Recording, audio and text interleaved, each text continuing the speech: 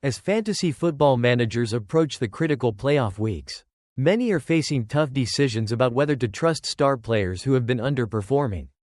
Here's an analysis of some of the most notable players who are either slumping or dealing with injuries, including Cooper Kupp, Derrick Henry, and Tyreek Hill. Derrick Henry, RB. Tennessee Titans. While Derrick Henry has been disappointing in recent weeks, ranking as RB20 over the past 6 weeks, his underlying stats still suggest he's capable of a rebound.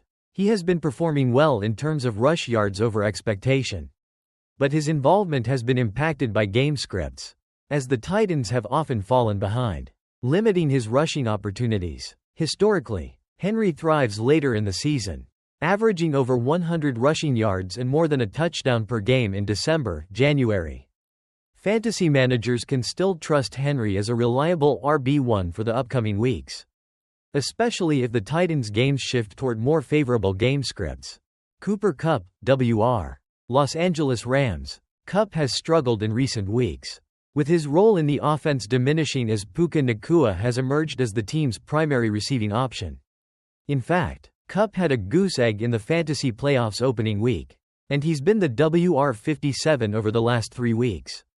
However, it's important to note that the Rams' last game was played under poor conditions, including rain, which contributed to the lack of production. Kupp still offers upside due to his role in the Rams' passing offense, particularly against defenses like the New York Jets, who have been vulnerable to slot receivers. While Kupp's level of trust has dropped to mid-WR2 range, he remains a viable starter with the potential for a bounce-back game in Week 16. Malik Nabers, WR. New York Giants. Nabers has been a bright spot for the Giants recently. Even with inconsistent quarterback play, he has received a massive target share in recent weeks, including a 40%+ target share in multiple games. His new role, which includes more time in the slot, has increased his fantasy appeal. He has a favorable matchup against the Atlanta Falcons, who have allowed the most schedule-adjusted fantasy points to wide receivers in recent weeks. Despite the Giants' low implied team total, Nabers is a trustworthy WR2 or TOP15 option this week due to his volume and potential for a solid performance, particularly if the quarterback situation improves. Tyreek Hill, WR. Miami Dolphins. Tyreek Hill has struggled this season, ranking as WR33 overall, as injuries and inconsistent quarterback play have hindered his fantasy value.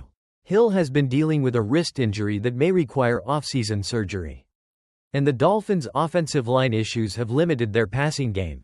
However, Hill's fantasy value could see a boost if Jaylen Waddle misses time due to a knee injury, as Hill has historically posted strong numbers when Waddle is out. Hill averaged 12 targets, 105 yards, and nearly a touchdown per game when Waddle was sidelined earlier this season.